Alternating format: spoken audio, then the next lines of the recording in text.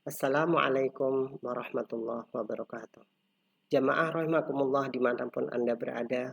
Rasul Shallallahu Alaihi Wasallam adalah orang yang paling malu di antara para sahabat yang lain. Rasul menekankan kepada umatnya semuanya agar kita senantiasa malu. Rasul Shallallahu Alaihi Wasallam dalam sebuah hadisnya mengatakan al-imanu bid'un wasittuna, ada yang mengatakan sab'una syu'batan. Iman itu cabangnya ada 60. Ada juga yang mengatakan 70. A'laha qawlu la ilaha illallah wa adnaha imatatul adha anit tariq. Yang paling tinggi di antara cabang-cabang iman itu adalah mengatakan tiada Tuhan selain Allah. Ini adalah penekanan iman yang paling tinggi.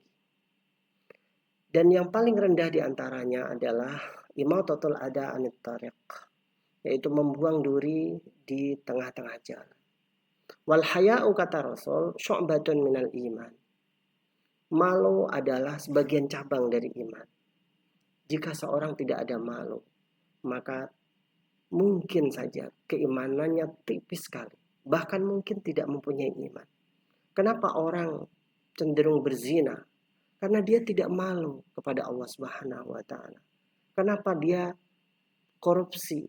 Ada pejabat yang korupsi karena memang tidak ada malu dalam kehidupannya. Tidak ada malu kepada yang dipimpinnya. Padahal ini adalah sebuah amanah yang harus kita pertanggungjawabkan dengan baik. Kenapa seorang perempuan membuka auratnya? Karena dia tidak mempunyai malu, jamaah. Dan ini adalah keimanan kita. Wujud keimanan kita itu ada banyak sekali. Di antaranya adalah rasa malu yang ditekankan oleh Rasul Sallallahu Alaihi Wasallam. Jamaah rahimakumullah, ada seorang perempuan yang dikatakan Rasul Sallallahu Alaihi Wasallam sebagai ahlul jannah, yaitu penduduk surga. Apakah kalian ingin melihat penduduk surga, kata Rasul?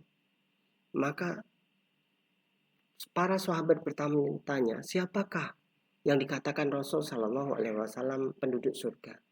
Tidak lain adalah seorang perempuan. Perempuan itu adalah perempuan yang biasa, jamaah. Tidak kemudian cantik, kemudian solihah dia, ibadahnya tekun, rajin dan lain sebagainya. Tidak, bukan hanya itu. Perempuan itu adalah seorang perempuan yang menyandang epilepsi. Epilepsi, ketika waktu epilepsi, ayan dia, maka auratnya terbuka. Dan beliau meminta saran Rasul Shallallahu Alaihi Wasallam dan meminta doa, wahai Rasul, doakan aku agar aku sembuh. Karena setiap kali aku ayan, terbukalah auratku. Aku malu, wahai Rasul. Rasul mengatakan, jika engkau mau, aku akan mendoakanmu. Tapi jika engkau sabar, bagimu surga. Kemudian perempuan itu memilih untuk bersabar atas penyakit yang dia derita tersebut. Baginya surga, jamaah.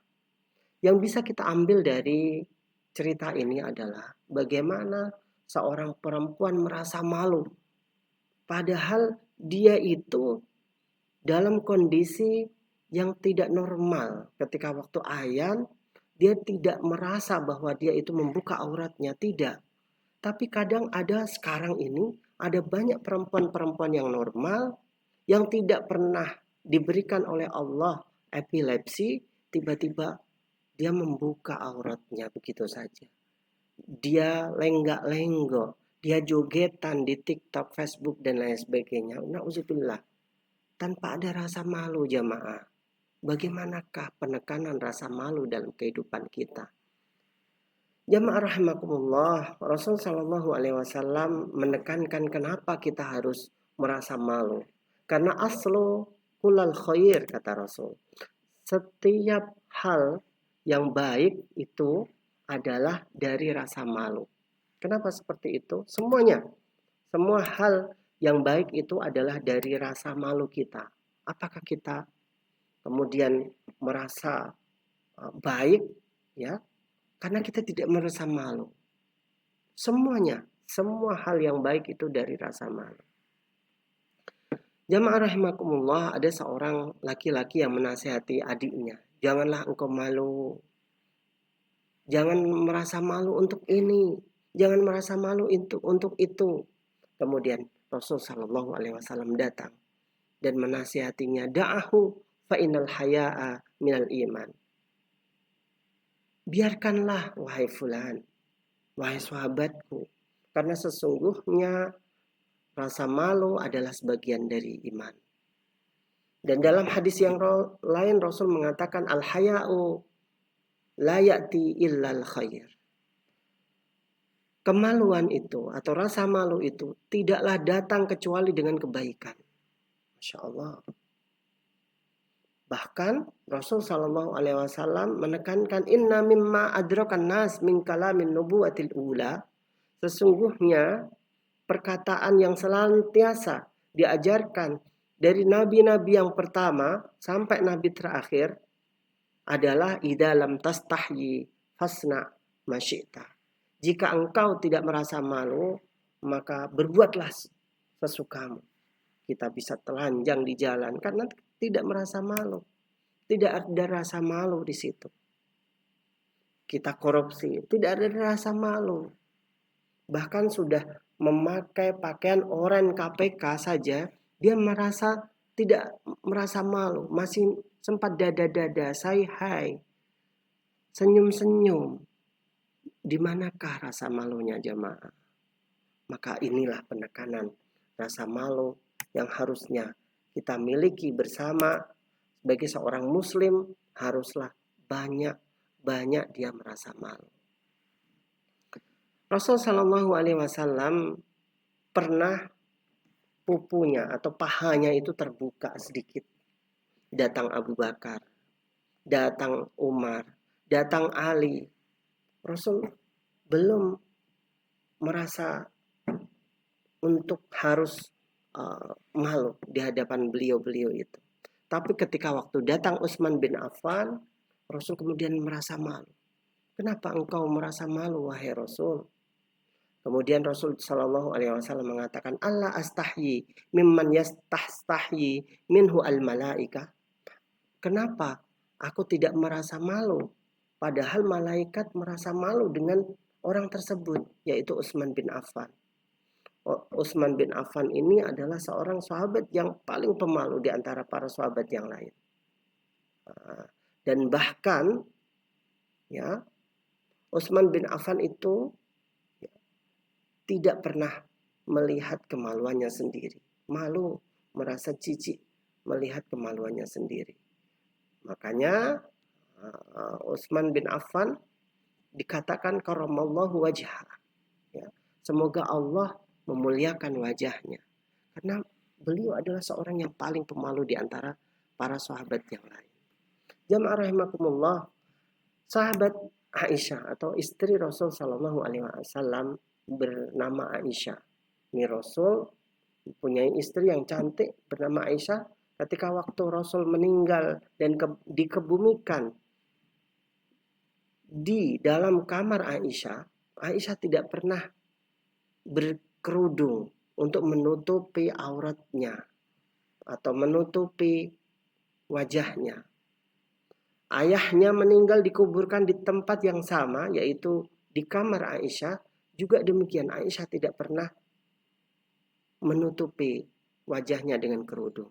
Namun ketika waktu Umar bin Khattab meninggal dan beliau tahu bahwa Umar bin Khattab ini adalah orang lain, bukanlah saudaranya, bukanlah suaminya, ya, orang yang lain. Kata Aisyah, falamma dufina Umar ma wada'tu hijabi an ra'si.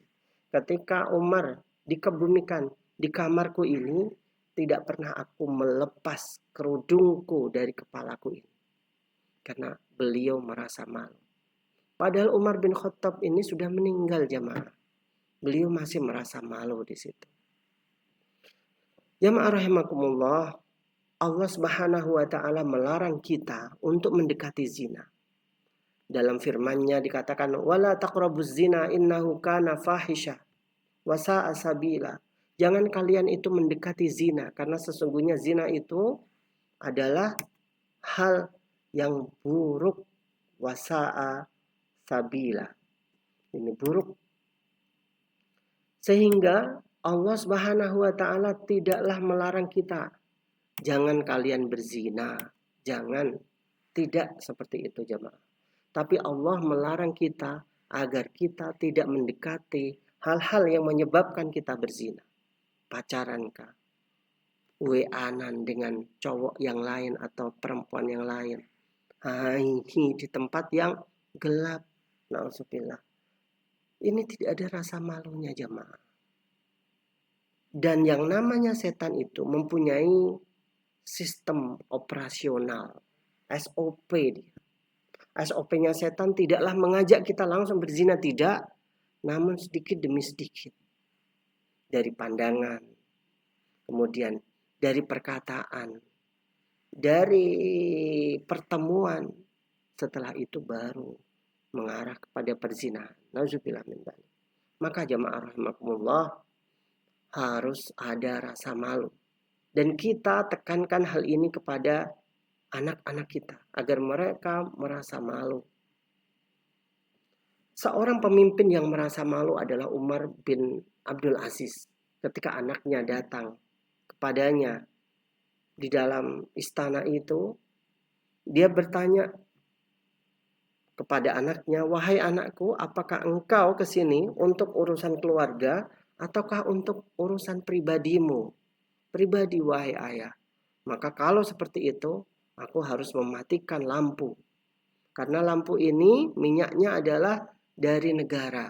Uangnya dari negara. Aku merasa malu hal itu." Jamaah, Masya Allah. Minyak yang dari negara itu dia matikan. Gelap-gelapan. Dia ngobrol sama anaknya seperti itu dalam suasana gelap. Padahal dia adalah seorang khalifah. Beliau merasa malu kalau itu adalah uang dari rakyat. Bagaimanakah seorang pemimpin yang korupsi triliunan, yang menggunduli hutan, yang menghancurkan negeri ini, yang ingin memperkaya dirinya sendiri. Inilah pertanyaan-pertanyaan yang sesungguhnya hadir di benak kita. Semoga kita menjadi seorang muslim yang malu pada Allah Subhanahu wa taala. Akan ada balasan atas perbuatan kita. Yauma la yughni anhu al-malu walal banun. Hari di mana tidak cukup untuk membayar perbuatan kita, harta kita, serta anak-anak kita tidak akan cukup menebusnya jamaah. Illa man atallaha biqalbin salim. Kecuali yang akan selamat adalah orang-orang yang akan datang kepada Allah dengan hati yang selamat. Itu yang ingin saya sampaikan dalam ceramah singkat kali ini. Terima kasih. Wassalamualaikum warahmatullahi wabarakatuh.